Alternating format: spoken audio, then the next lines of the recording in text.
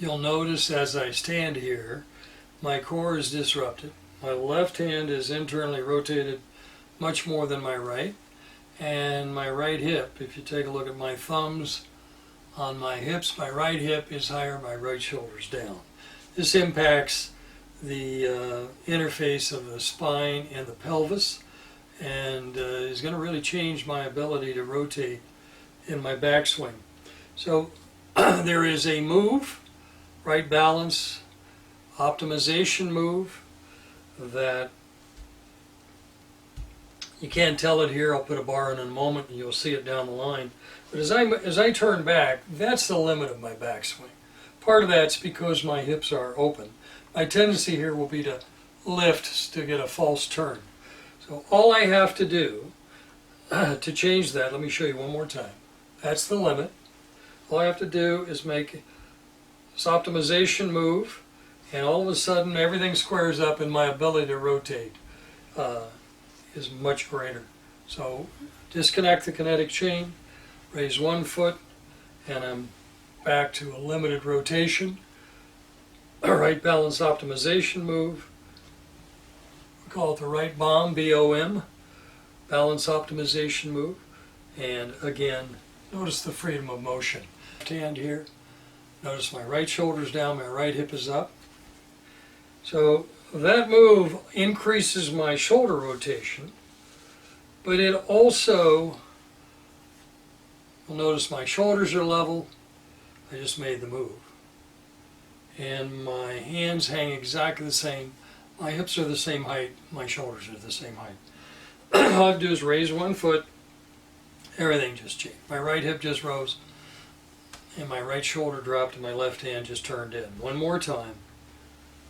All I do, the right balance optimization move is part of that optimization exercise, is a combination. So pinch the shoulders forward toward the sternum, relax, and now everything is cleaned out. Hips are the same height, hands hang exactly the same, shoulders are level.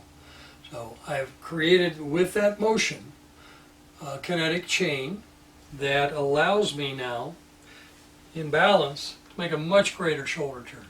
Raise one foot, and that shoulder turn is limited. Notice my hips are open, so as I grip this club and get into my setup, hips are wide open, which is what's a major part of what's restricting my rotation. I have multiple factors here. But as soon as I make the right balance optimization move, you see my hips just squared up. My ability to rotate changed dramatically. We're approaching a 100-year history on this model.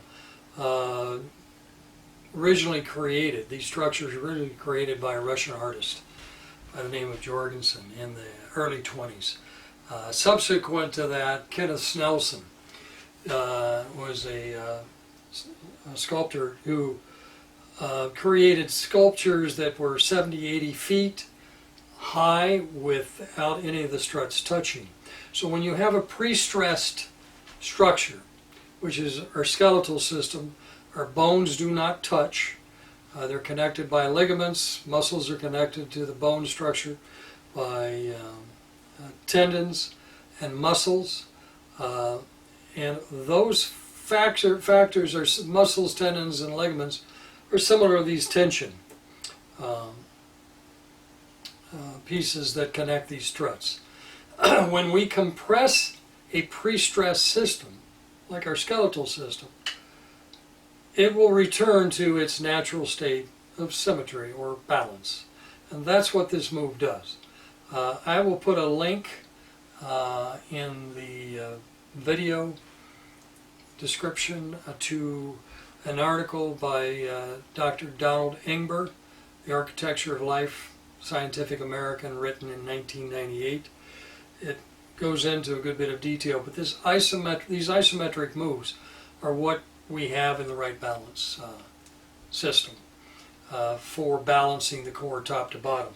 This is a move that will balance that address. I'll show you in another video one that works for the putter.